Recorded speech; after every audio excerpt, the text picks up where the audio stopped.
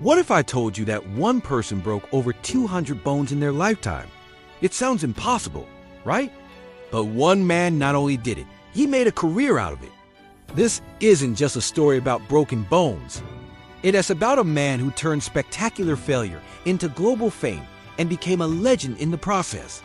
He pushed the limits of human endurance and left a mark on the world that can never be erased. His name was Evel Knievel, a name that became synonymous with daredevil stunts and death-defying jumps.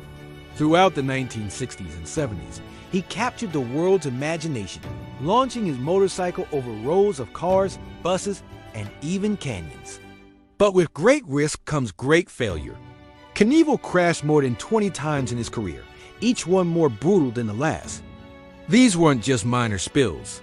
They were bone-shattering, life-threatening disasters that played out in front of millions of television viewers. Yet after every crash, he would get back up, vowing to try again. His resilience was as famous as his stunts. He was the real-life superhero who could fall, but never truly be defeated. Let's talk about some of his most iconic jumps, the ones that cemented his place in history. There was the Caesar's Palace Fountain jump in Las Vegas in 1967. He attempted to clear the 141-foot fountains, but came up short. The landing was catastrophic. He crushed his pelvis and femur, fractured his hip, wrist, and both ankles, and was in a coma for 29 days. Doctors told him he might never walk again. But Evel Knievel wasn't one to listen to doctors. Less than a year later, he was back on his bike.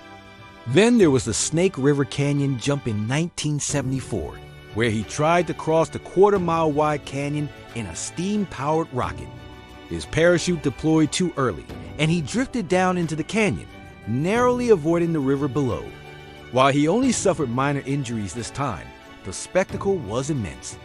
It was this combination of breathtaking ambition and spectacular, painful failure that made him a household name. He wasn't just a stuntman. He was an entertainer who understood that the possibility of a crash was just as exciting as a successful landing. So, how many bones did he actually break? While many sources cite different numbers, the Guinness Book of World Records officially credits him with the most bone fractures in a lifetime, a staggering 433 of them. Let that sink in for a moment. 433 fractures. That includes breaking his back 7 times, his skull, his collarbone, his sternum, and nearly every rib in his body. He broke his right arm so many times that it became permanently bowed. He once joked that he was more metal than bone. The physical toll was immense. He lived in constant pain, undergoing numerous surgeries to piece his shattered body back together. His medical records read like a laundry list of catastrophic injuries, a testament to a life lived on the very edge of possibility. Each crash was a brutal public spectacle. Imagine the scene, the roar of the crowd, the anticipation, the thunder of his Harley-Davidson engine, and then the sudden, sickening silence followed by the crunch of metal and bone.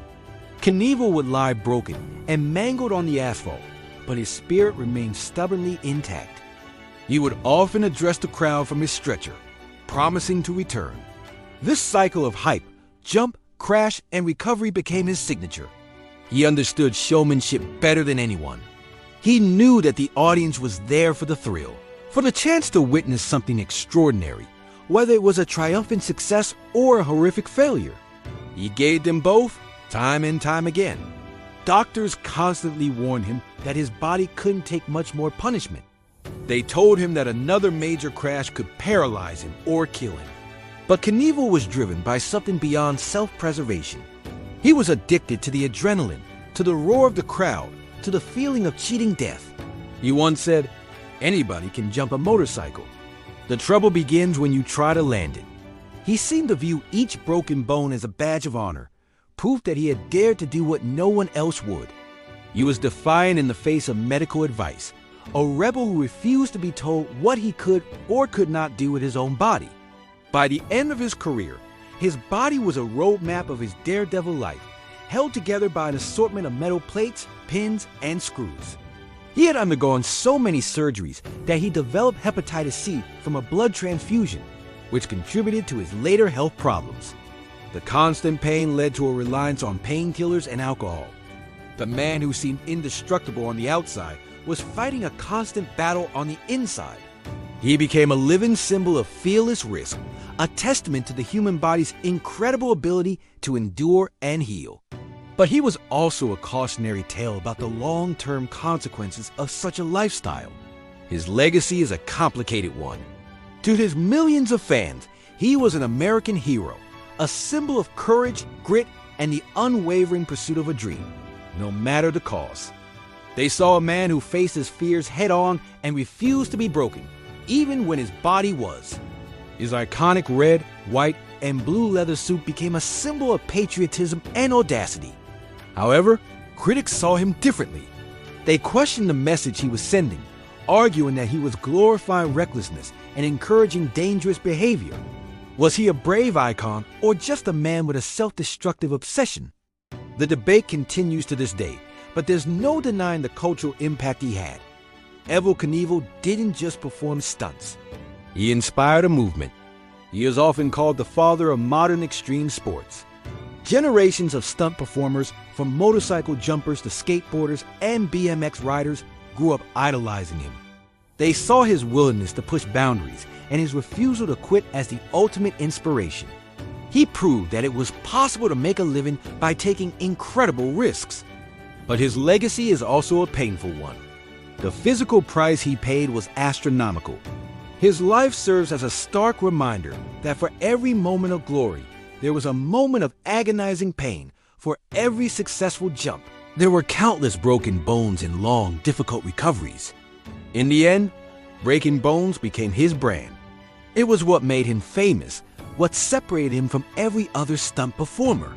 He turned his body's destruction into a form of performance art. The more he crashed, the more famous he became. But this fame came at an undeniable price. The chronic pain, the surgeries, the long-term health issues, they were all part of the package. He lived a life that most of us can only imagine, a life of incredible highs and devastating lows. He gambled with his life for a living and left behind a legacy that is as fractured and complex as his own skeleton. So, there you have it. The incredible story of Evel Knievel, the man who holds the world record for the most broken bones, a staggering 433 fractures. He was a showman, an icon, and a true American original who lived life on his own terms, no matter how painful they were. What other extreme records or incredible life stories do you think we should explore next? Let me know down in the comments.